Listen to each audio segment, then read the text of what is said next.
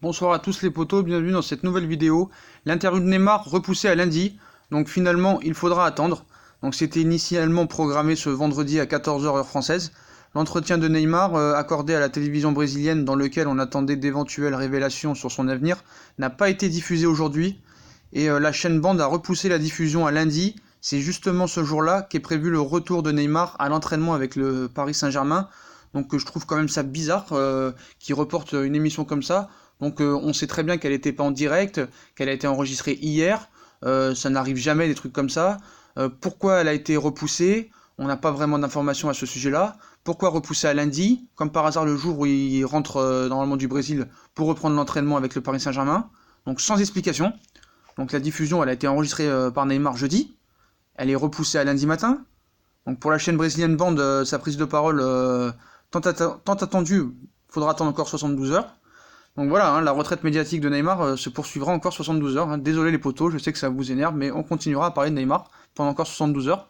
Et contrairement à ce qui a été annoncé, la publication de son entretien enregistré jeudi, qui devait être diffusé dans l'émission à Queen Abend ce vendredi, donc est repoussé à lundi, comme je vous ai dit, le jour même quand il doit revenir au Paris Saint-Germain, d'après son père. Il faudra donc patienter jusqu'au début de semaine prochaine pour entendre l'attaquant du Brésil, sur tous les sujets de la riche actualité qui le concerne. Donc d'après nos échos, qui ont fuité, Neymar évoquerait de manière superficielle ses intentions quant à son avenir à Paris dans cette interview et ses envies de retour au FC Barcelone. Donc voilà, l'entretien serait avant tout centré sur les accusations de viol dont il fait l'objet de la part du mannequin brésilien, comment elle s'appelle, Najila Trindade, si je me rappelle bien.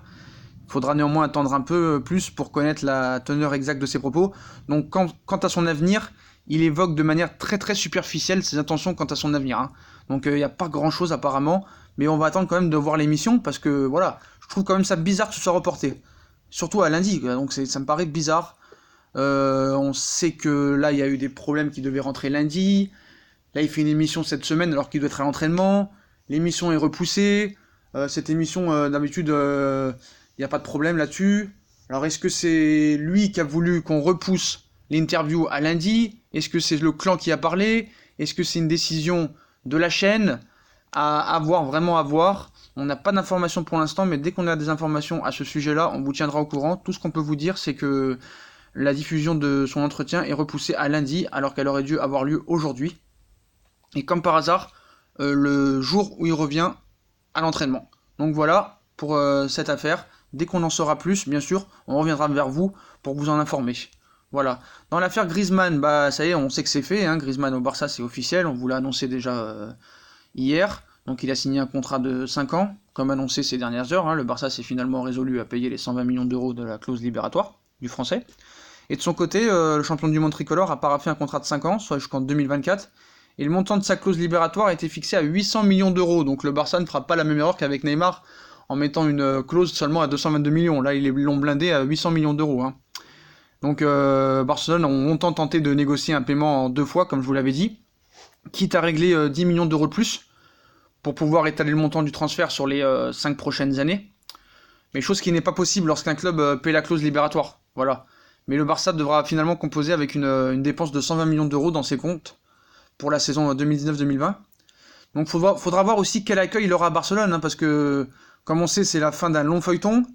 Donc reste à savoir désormais comment il sera accueilli au Camp Nou, parce que sa décision de rester à l'Atlético été dernier, ça avait été dévoilé dans un documentaire, si je ne me trompe pas, et ça n'avait pas été bien perçu et apprécié en Catalogne, ce qui pourrait lui valoir un accueil assez froid à la reprise, je pense.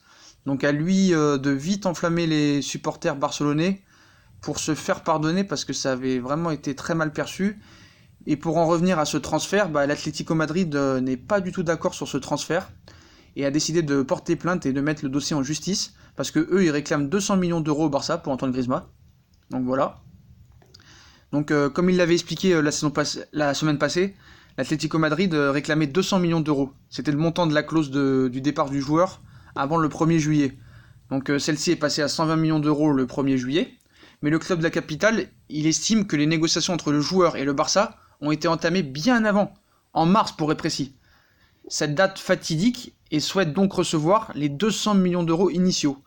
Donc ils ont fait un communiqué où ils citent que Antoine Griezmann, représenté par son avocat, a comparu devant le siège de la Ligue de football professionnel pour mettre fin unilatéralement au contrat liant le joueur à l'Atlético Madrid après avoir déposé le Football Club Barcelona au nom et pour le compte du joueur.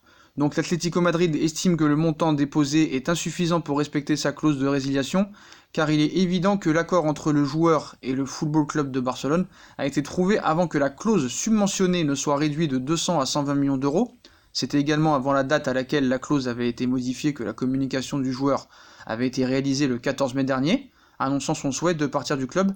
L'Atlético de Madrid estime que le contrat a pris fin avant que la saison se termine en raison d'événements et d'actes perpétrés par le joueur. C'est pourquoi il a déjà entamé les procédures qu'il considère appropriées pour la défense de ses droits et de ses intérêts. Donc voilà, ça va en justice et c'est pas la première fois que ça se passe comme ça avec le FC Barcelone. Donc on voit un peu l'organigramme du FC Barcelone, on voit les transferts qu'il y a eu au Barcelone ces dernières années. C'est vrai que dans le passé, il y a eu des transferts assez bizarres, de commissions assez bizarres, de transferts assez bizarres, de paiements assez bizarres. Donc voilà, il faut le dire. Donc faut voir comment un peu ce club tourne. Hein. Voilà, il faut être très clair là-dessus. Donc c'est quand même bizarre la façon dont ils procèdent. Donc je sais pas comment sont fait les clauses là-bas. On n'est pas dans le club, hein, on n'a pas les papiers devant nous. Mais quand même, voilà, je vous montre un peu la logistique, l'organigramme de tout ce qu'il y a dans un club normalement. Et on sait qu'en Espagne, il y a beaucoup de services, beaucoup de postes.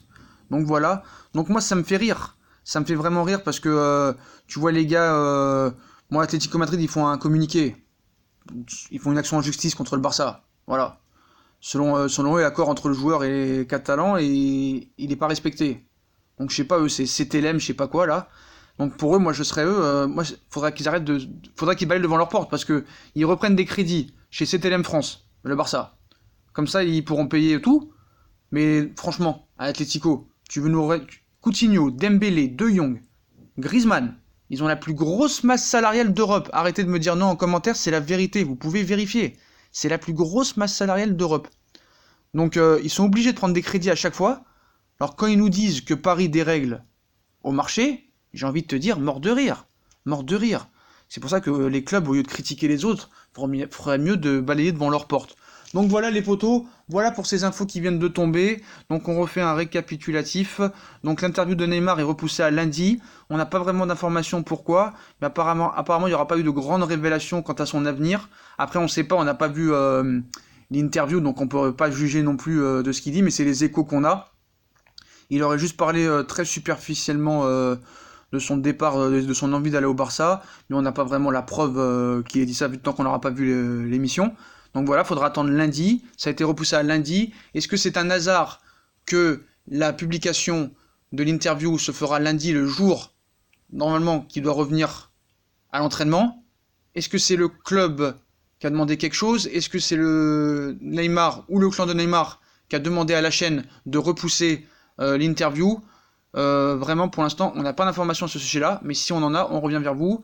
Et pour le cas Griezmann, c'est fait, c'est officiel, ça, mais vous le savez. Mais l'Atlético Madrid porte plainte contre le Barça parce qu'ils estiment que la clause, quand l'accord a été fait, que la clause était à 200 millions et pas à 120 millions. Donc ils ont mis le dossier en justice et portent plainte contre le Barça, qu'on peut juger la manière de travailler très bizarre. Donc voilà les potos, comme d'habitude, hein, si on a kiffé la vidéo, on like, on partage, on s'abonne. On vous donne rendez-vous tout à l'heure pour la vidéo de la journée Mercato. Toutes les infos Mercato seront données. Donc je compte sur vous pour bombarder la barre de pouces bleus, de commenter, de me dire ce que vous pensez de cette histoire de Neymar, que cette émission a été repoussée à lundi, du dossier Griezmann et de la clause et de la plainte de l'Atlético Madrid. Je compte sur vous pour mettre les commentaires, constructifs si possible.